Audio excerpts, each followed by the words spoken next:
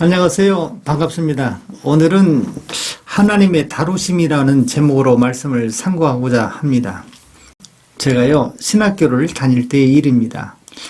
신림동에 한 권사님이라는 분이 계시는데 한 분이 아니고 성이 한씨입니다. 한 권사님이 이분은 매우 부자입니다. 땅을 많이 갖고 계셔요. 그래서 저희 가정이 어디 갈 데가 없어요. 이 권사님이 자기의 소유의 집과 마당이 넓은 곳을 무상으로 내어주신 적이 있습니다. 신학교를 졸업하고 부목사로 시무할 때까지 살 수 있도록 허락하여 주신 것입니다. 그 넓은 마당터에 감나무 한 그루가 있습니다. 가을이 되면 이 감나무에서 감이 맺히는데 한 주먹보다 더 큰 감이 열리곤 했습니다. 얼마나 좋은지. 그 해가 지나고 다음 여름이 가까웠을 때 장마가 시작이 되는데 비바람이 거세게 붑니다. 달렸던 감들이 바닥에 온통 가득 채워졌습니다. 그래서 제가 너무 속상해서 넋나가듯 떨어지는 감을 쳐다보고 있는데 마침 등산하는 할아버지가 이 광경을 보고 왜 이리 속상하냐는 겁니다. 그래서 제가 여차여차 이야기를 했습니다. 할아버지는 씩 하고 웃으시면서 이 비바람을 맞는 것이 오히려 이 감나무에게는 좋다네. 이를 통해서 건실한 감만 남게 되는데 하나님이 이렇게 건실한 감을 위해서 비바람을 허락하셨다네. 이해가 되지 않지만 그래도 할아버지께 감사합니다 하고 인사를 했습니다. 여러분, 비바람을 맞아 보셨습니까? 때론 고통스럽고 견디기 힘들고 아픔을 경험해야 하는 이 비바람. 왜 이 비바람을 하나님은 우리에게 허락하셨을까요? 저는 어릴 적 아버지와 할머니와 살았습니다. 집은 찢어지게 가난했습니다. 모든 것은 혼자 해결해야만 했습니다. 다른 사람보다 더 눈치가 빨라야 하고요. 잔머리를 많이 굴려야 내 배고픔의 문제를 해결할 수 있었습니다. 때로는 남의 것도 빼앗아 할 때도 있고요. 남의 물건을 훔치는 일도 서슴지 않았습니다. 그러니 어린 아이 때부터 남날이 예 늙으니 어른스럽다는 이야기를 들을 정도로 영악했습니다.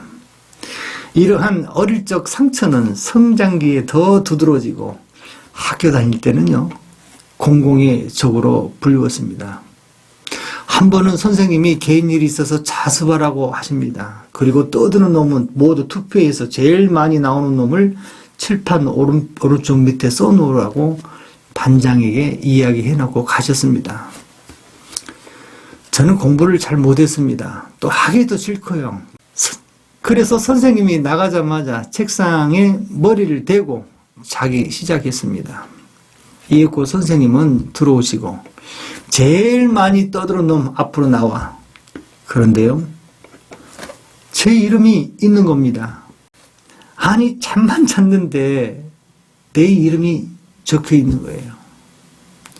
선생님은 교련 선생님이었어요. 그래서 아주 매서운 곤봉을 이렇게 늘 달고 다니셨는데 그날에 내 이름이 호명되고 저는 나가서 많은 아이들 앞에서 곤장 10대를 맞았습니다. 수업이 끝나고 아이들을 다 모아놓고 내 이름을 적은 놈은 오른편에, 적지 않은 놈은 왼편에. 그런데 모두가 다 왼편인 것입니다. 그래서 내가 그랬습니다. 이 비겁한 놈들, 오른쪽에 서 있으면 내가 다 보내주려고 했는데 비겁한 자식. 그래서 제가 왼편에 서 있는 아이들을 내가 맞은 그 아픔의 2대로 다 돌려줬습니다. 그렇습니다. 나는 아무것도 안 했는데, 이야기 한마디도 안 했는데 평소에 아이들이 저에게 감정이 컸던 모양입니다. 공공의 적이었던 것입니다.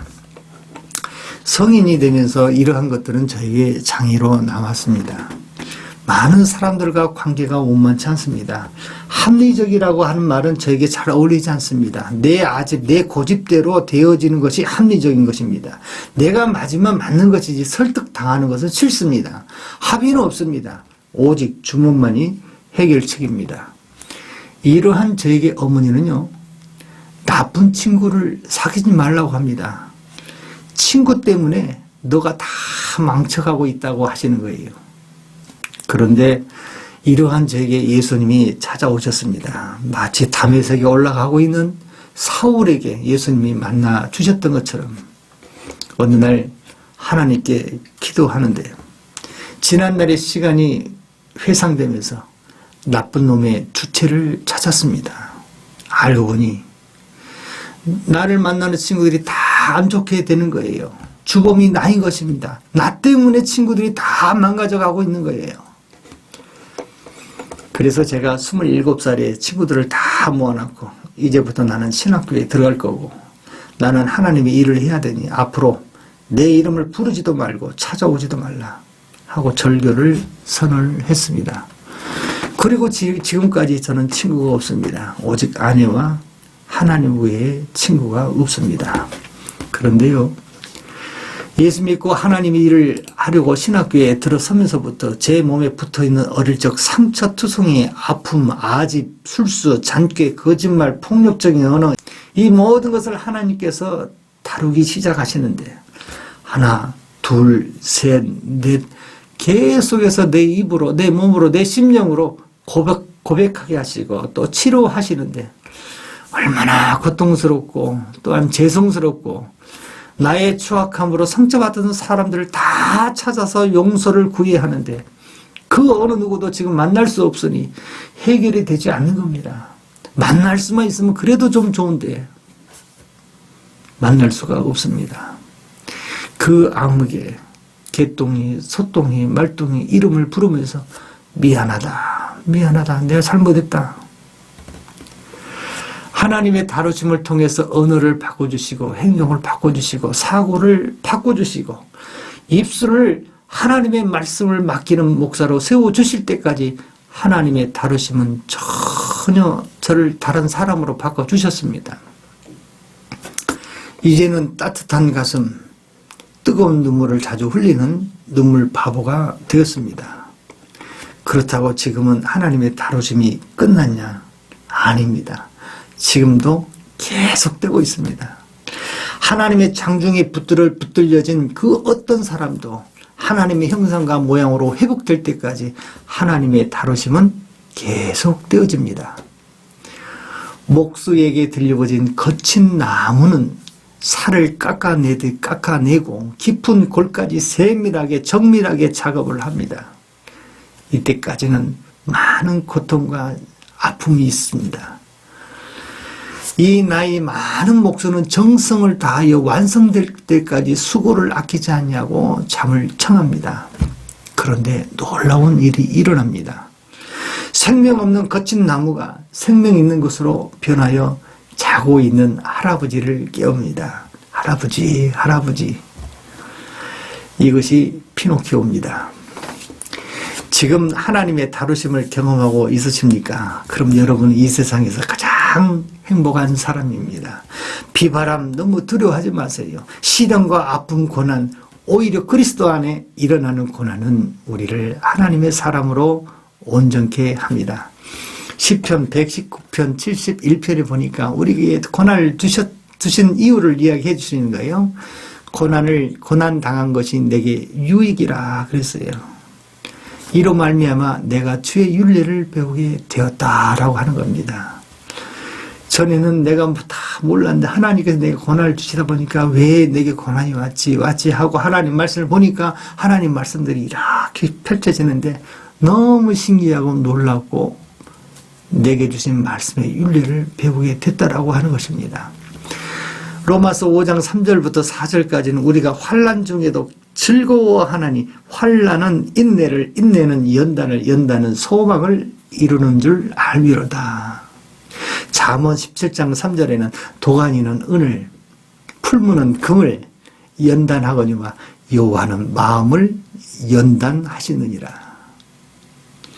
하나님의 다루심은 언제 끝날까요? 욥기 23장 10절에 보니까 내가 가는 길을 그가 아시나니 그가 나를 단련하신 후에는 내가 정금같이 나오리라. 저는 이 말씀을 참 좋아합니다. 그리고 또 찬양도 좋아하고요. 그가 나를 연단하신 후에는 그가 나를 연단하신 후에는 내가 정금같이 나오리라 내가 정금같이 나오리라 정금같이. 오늘은 찬양이 조금 미숙하네요. 그래도 좋습니다. 정금같이 나오면 괜찮습니다. 하나님의 다루심은 언제 끝날까요? 정금같이 나올 때까지입니다. 세상의 금은 금송아지를 만들었습니다. 하나님으로 인하여 연단된 정금은 성막의 성소와 지성소를 만들었습니다. 하나님의 다루심을 받은 저와 여러분, 부르심의 그날까지 한 점 부끄럼 없이 주 앞에 서기를 주의 이름으로 축복합니다. 감사합니다. 오직